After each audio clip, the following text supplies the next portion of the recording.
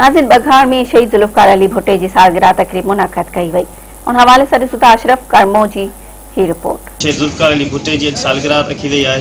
93वीं सालगिरह के मौके ते अॼु असांजो प्रोग्राम कयो वियो आहे। असांजो दुनिया जो पूरी दुनिया जो अज़ीम लीडर शहीद ज़ुल्फ़कार अली भुट्टे ग़रीबन के हक़ ॾिना ऐं जॾहिं बंद कमरनि जी सियासत हुई त पोइ शहीद ज़ुल्फ़कार अली भुट्टो आयो, ॾिठईं त हिते ग़रीब माण्हुनि जो कुझु कोन्हे, सभु अमीर तरीन माण्हू हिते अचनि था ऐं उहे ई हुक्मरानियूं कनि था। ग़रीब माण्हुनि जो को बि हक़ नथो ॾेई सघे। पोइ हुन उहा बंद कमरनि जी सियासत खे ख़तमु करे हिकु ग़रीब मारूरनि मिसकिननि माण्हुनि में इहा शऊर पैदा कयो। पाकिस्तान मजबूत कयो, छॾाया बिना के लालच लोभ जे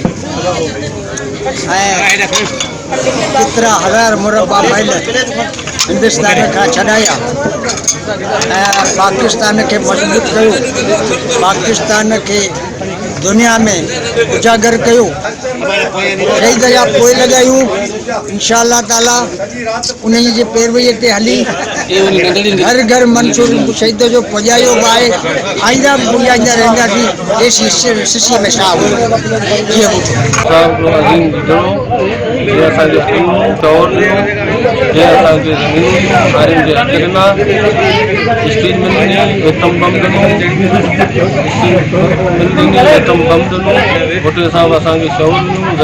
शहीद ज़ुल्फ़कार अली भुट्टे पाकिस्तान के एटमी ताकत बनायो। शहीद ज़ुल्फ़कार अली भुट्टे पाकिस्तान के स्टील मिल ॾिनी। शहीद ज़ुल्फ़कार अली भुट्टे पाकिस्तान के जेको आहे सो पोर्ट कासम। शहीद ज़ुल्फ़कार अली भुट्टे जेको आहे सो इस्लामी ममलकत जेके भी हुआ उन्हनि खे मुतहद करण में शहीद ज़ुल्फ़कार अली भुट्टे जो वॾो किरदारु हो।